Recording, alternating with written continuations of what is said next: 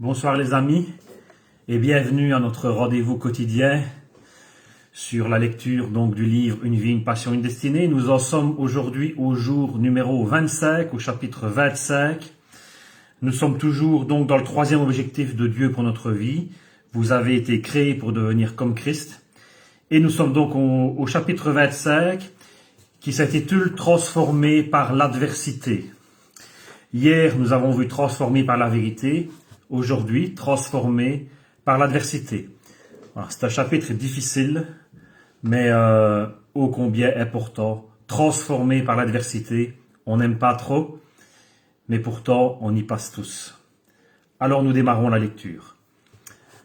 Nos détresses présentes sont passagères et légères par rapport au poids insurpassable de gloire qu'elles nous préparent. 2 Corinthiens 4, 17. C'est le feu de la souffrance qui produit l'or de la piété. Madame Guyon. Derrière chaque problème, Dieu a son plan. Il se sert des circonstances pour développer notre caractère. En fait, devenir comme Jésus dépend moins de notre lecture de la Bible que des circonstances que nous traversons. Et cela pour une bonne raison. Nous affrontons nos circonstances 24 heures par jour. Jésus nous a prévenus que nous connaîtrions des problèmes dans le monde. Nul n'est exempt de douleur ou dispensé de souffrir. Et personne n'a de vie sans problème. Au contraire.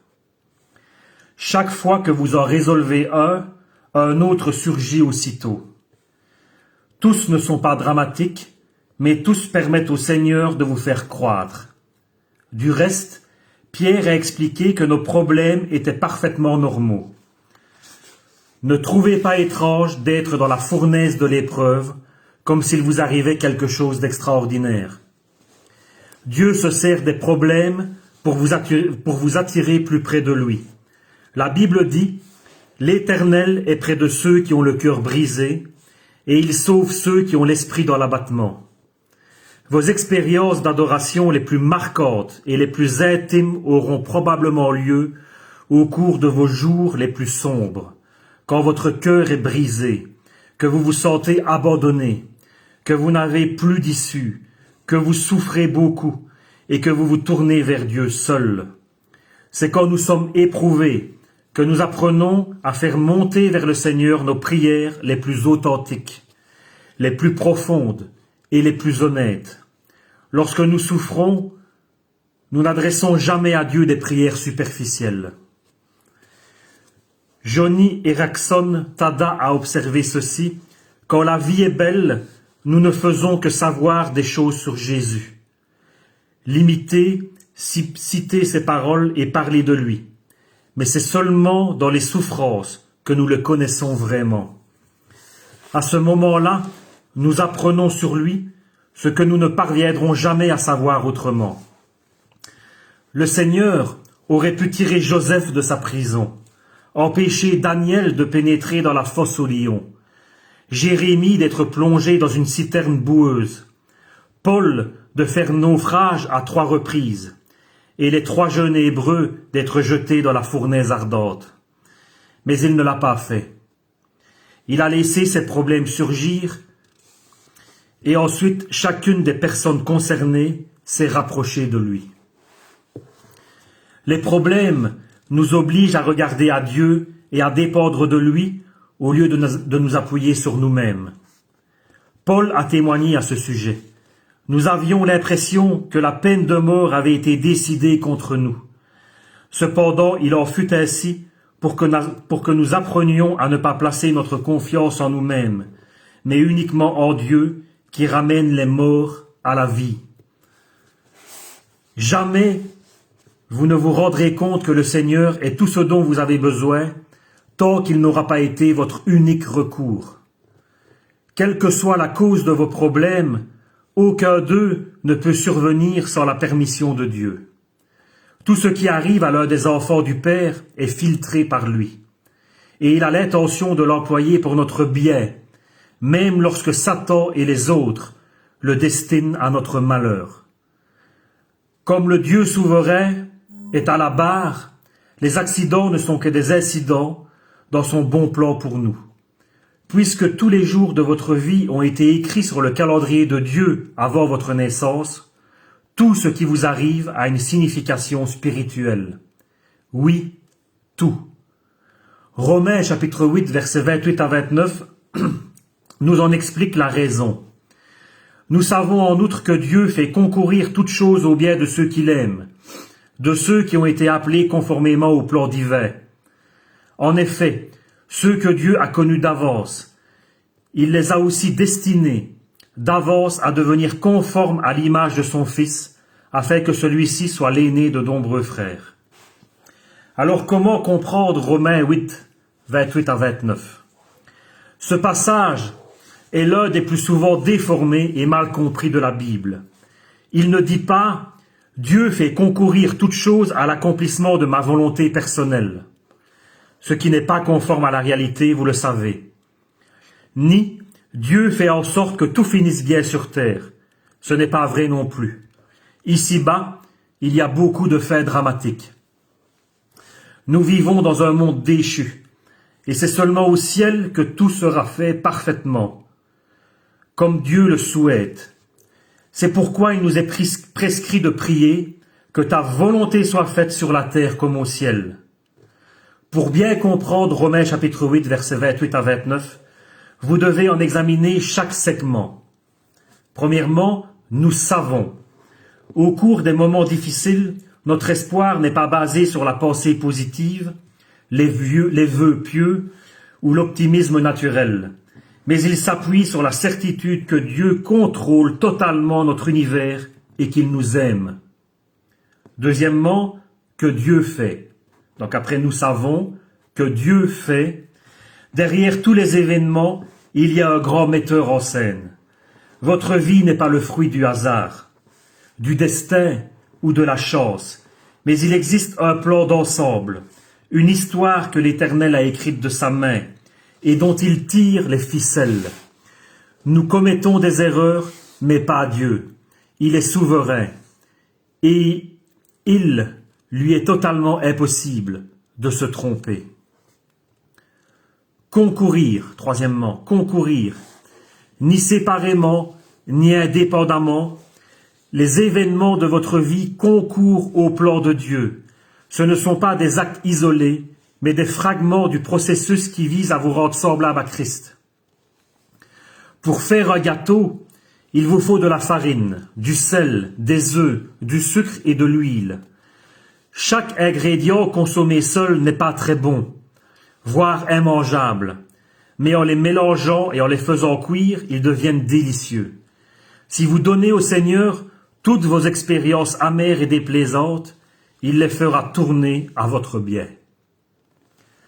Toute chose, le plan de Dieu pour votre vie englobe tout ce qui vous arrive, y compris vos erreurs, vos péchés et vos souffrances, ainsi que vos maladies, vos dettes, vos problèmes et éventuellement votre divorce et la mort de vos bien-aimés. Dieu peut tirer du bien du pire malheur, comme il l'a fait au calvaire.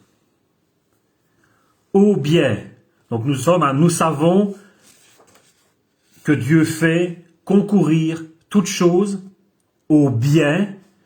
Cela ne signifie pas que tout est bon dans la vie. Bien des événements qui se déroulent dans notre monde sont mauvais et pervers. Mais le Seigneur n'a pas son pareil pour en tirer du bien. Dans l'arbre généalogique officiel de Jésus-Christ, 4 femmes sont énumérées. Tamar, Rahab, Ruth et Bathsheba. Tamar a séduit son beau-père pour être enceinte. Rahab était une prostituée. Ruth n'était même pas juive et elle a transgressé la loi en épousant un juif.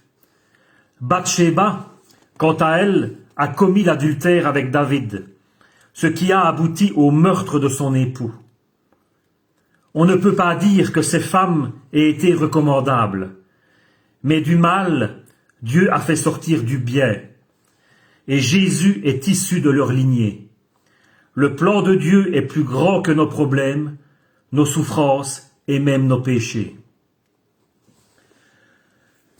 Donc on continue. Nous savons que Dieu fait concourir toutes choses au bien de ceux qu'il aime et qui ont été appelés. Cette promesse n'est que pour les enfants de Dieu et pas pour tout le monde. Toute chose concourt au malheur de ceux qui vivent en opposition au Seigneur et qui s'obstinent à n'en faire qu'à leur tête.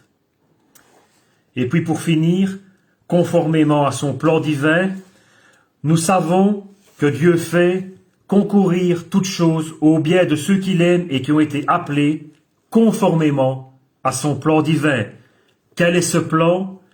C'est que nous devenions conformes à l'image de son Fils. Tout ce que le Seigneur laisse se dérouler dans votre vie est orienté vers cet objectif. Acquérir le caractère de Christ. Comme des pierres précieuses, nous sommes façonnés par le marteau et le burin de l'adversité. Si le marteau du geôlier n'est pas assez puissant pour nous débarrasser de nos couches superflues, Dieu prendra une masse. Et si ce n'est pas suffisant, il se servira d'un marteau-piqueur.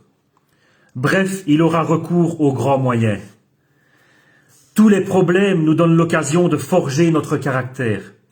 Et plus ils sont ardus, plus le potentiel de fortifier nos muscles spirituels et nos fibres morales est élevé. Paul a expliqué « Nous nous glorifions dans les tribulations, sachant que la tribulation produit la patience. » Ce qui se produit extérieurement dans votre vie n'est pas aussi important que ce qui se passe en vous.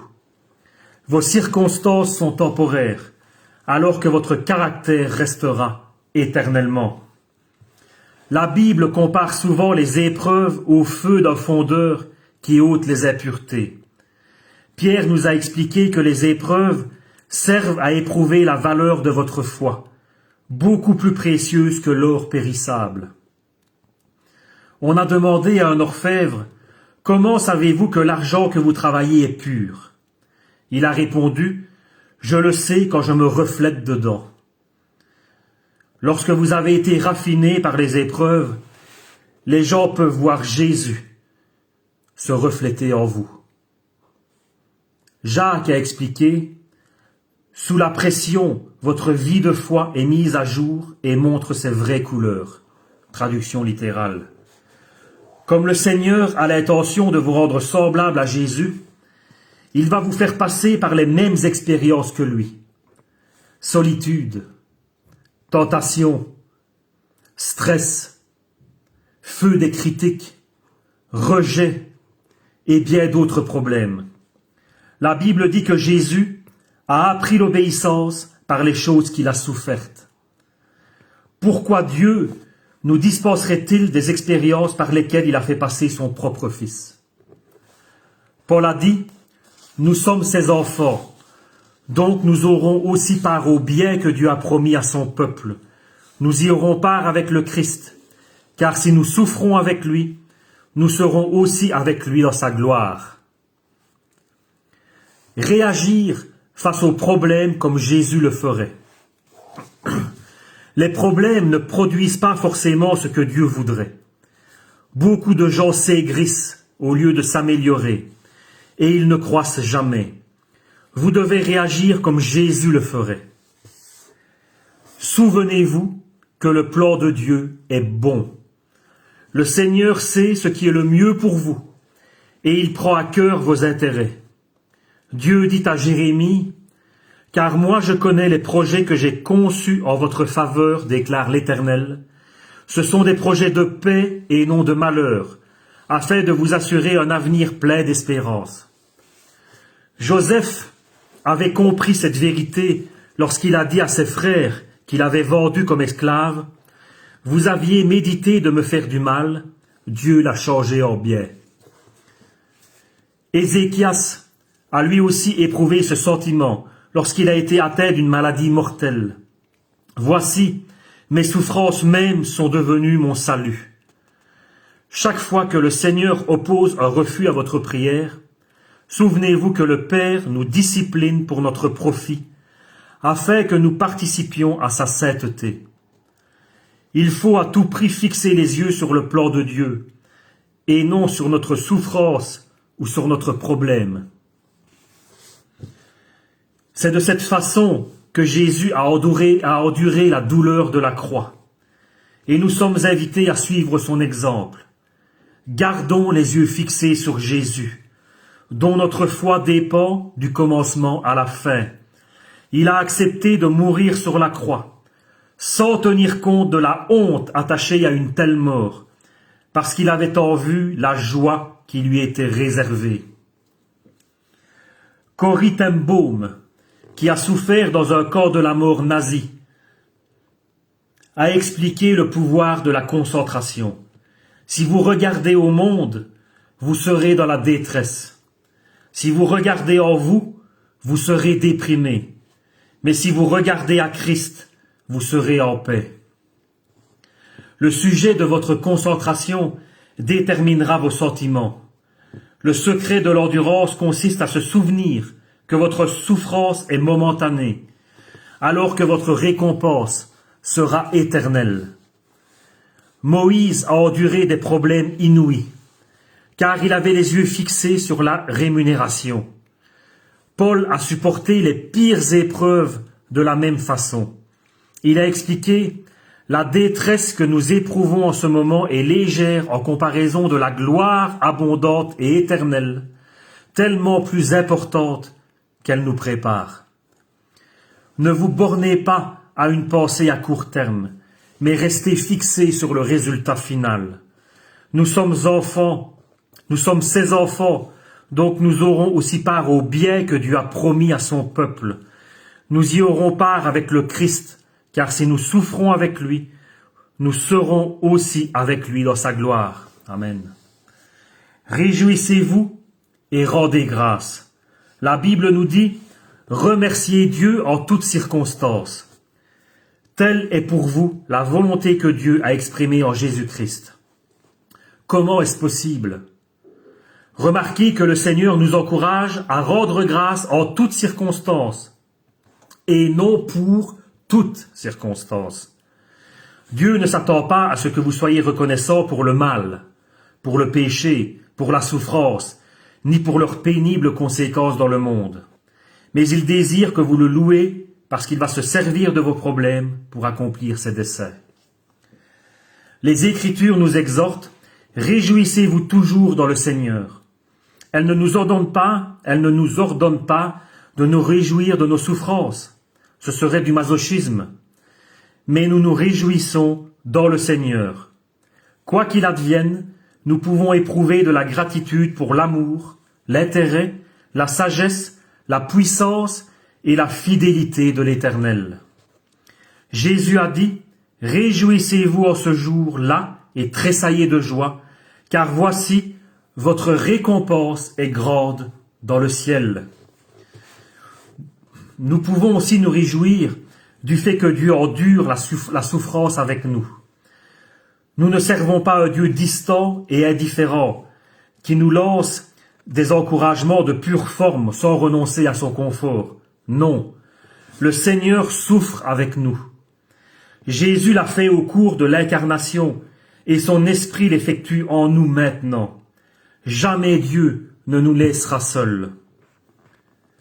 Refusez de baisser les bras. Faites preuve de patience et d'endurance. La Bible dit « La mise à l'épreuve de votre foi produit l'endurance. » Mais il faut que votre endurance aille jusqu'au bout de ce qu'elle peut faire pour que vous parveniez à l'état d'adulte et soyez pleins de force, des hommes auxquels il ne manque rien. Édifier un caractère est un processus de longue haleine. Chaque fois que nous tentons d'éviter ou d'esquiver les difficultés de la vie, nous court-circuitons le processus, retardons notre croissance et finissons par ressentir une souffrance encore plus grande, parce qu'elle est stérile et qu'elle est le fruit de la fuite de nos responsabilités. Si vous comprenez les conséquences éternelles du développement de votre caractère, vous ne prierez plus tant pour être réconforté, « Seigneur, aide-moi à me sentir bien », que pour être formé. Sers-toi de cette épreuve pour me rendre davantage semblable à toi. Vous saurez que vous mûrissez lorsque vous commencerez à voir la main de Dieu dans les circonstances bizarres, déconcertantes et d'apparence absurde de votre vie. Si actuellement vous êtes en pleine crise, ne demandez pas « Pourquoi est-ce que ça tombe sur moi ?» mais plutôt « Seigneur, que veux-tu m'apprendre ?»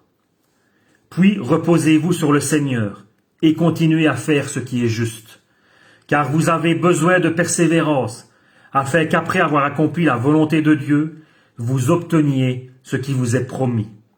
Ne lâchez pas prise, croissez. Amen. Amen. C'est la fin du chapitre 25. Waouh, c'est un chapitre vraiment difficile.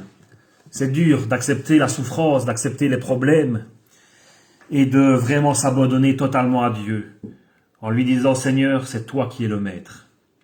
L'idée à méditer aujourd'hui est celle-ci. Chaque problème a un sens. Le verset à apprendre: Dieu fait concourir toutes choses au bien de ceux qu'il aime, de ceux qui ont été appelés conformément au plan divin. Romains 8, 28.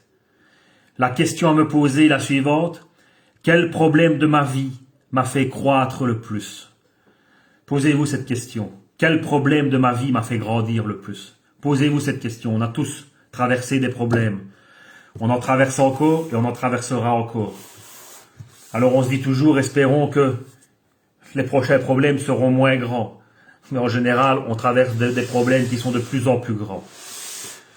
La conclusion aujourd'hui, elle va être simple. Nous n'espérons qu'en Jésus-Christ.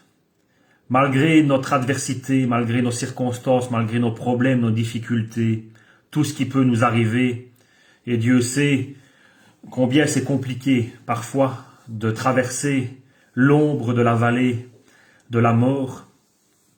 C'est compliqué, c'est dur, c'est difficile, il y a des pleurs, il y a des larmes, il y a des graissements de dents, mais nous avons cette espérance qu'un jour il n'y aura plus ni larmes, ni cris, ni douleurs, lorsque nous serons pour toujours avec Jésus. On peut aussi se poser des questions en voyant des personnes qui ne connaissent pas Jésus, qui n'en ont rien à cirer, qui vivent leur vie dans la débauche et qui semblent heureux, que tout semble réussir. Et on se dit, mais Seigneur, moi qui essaie de te suivre, moi qui suis droit, moi qui suis fidèle, moi qui ai la foi, je dois traverser, Seigneur, des vallées, je dois traverser des creux, je dois traverser des épreuves.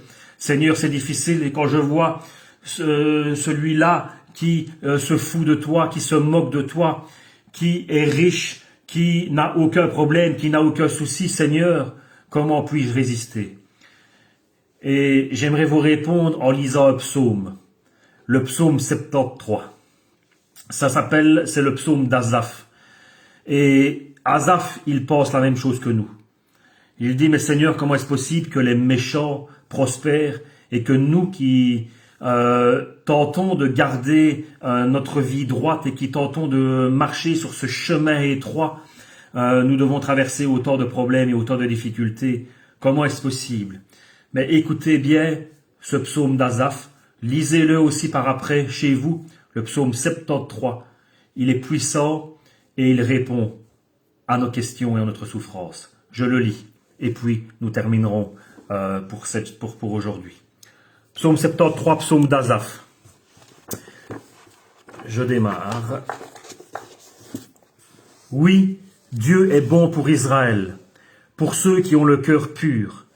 Toutefois, mon pied allait fléchir, mes pas étaient sur le point de glisser, car je portais envie aux insensés, en voyant le bonheur des méchants. Rien ne les tourmente jusqu'à leur mort, et leur corps est chargé d'embonpoint. Ils n'ont aucune part aux souffrances humaines. Ils ne sont point frappés comme le reste des hommes. Aussi l'orgueil leur sert de collier. La violence est le vêtement qui les enveloppe. L'iniquité sort de leurs entrailles. Les pensées de leur cœur se font jour. Ils raillent et parlent méchamment d'opprimés. Ils profèrent des discours hautains. Ils élèvent leur bouche jusqu'aux cieux, et leur langue se promène sur la terre. Voilà pourquoi son peuple se tourne de leur côté. Ils avalent l'eau abondamment. Et il dit, comment Dieu saurait-il? Comment le Très-Haut connaîtrait-il? Ainsi sont les méchants. Toujours heureux, ils accroissent leur richesse. C'est donc en vain que j'ai purifié mon cœur et que j'ai lavé mes mains dans l'innocence. Chaque jour je suis frappé. Tous les matins, mon châtiment est là. Si je disais, je veux parler comme eux, voici je trahirais la race de tes enfants. Quand j'ai réfléchi là-dessus pour m'éclairer, la difficulté fut grande à mes yeux, jusqu'à ce que j'eusse pénétré dans les sanctuaires de Dieu, et que j'eusse pris garde au sort final des méchants. Oui, tu les places sur des voies glissantes, tu les fais tomber et les mets en ruine. Et quoi, en un instant les voilà détruits. Ils sont enlevés, anéantis par une fin soudaine. Comme un songe au réveil, Seigneur, à ton réveil, tu repousses leurs images. Lorsque mon cœur s'aigrissait et que je me sentais percé dans les entrailles, j'étais stupide et sans intelligence. J'étais à ton égard comme les bêtes. Cependant, je suis toujours avec toi. Tu m'as saisi la main droite. Tu me conduiras par ton conseil.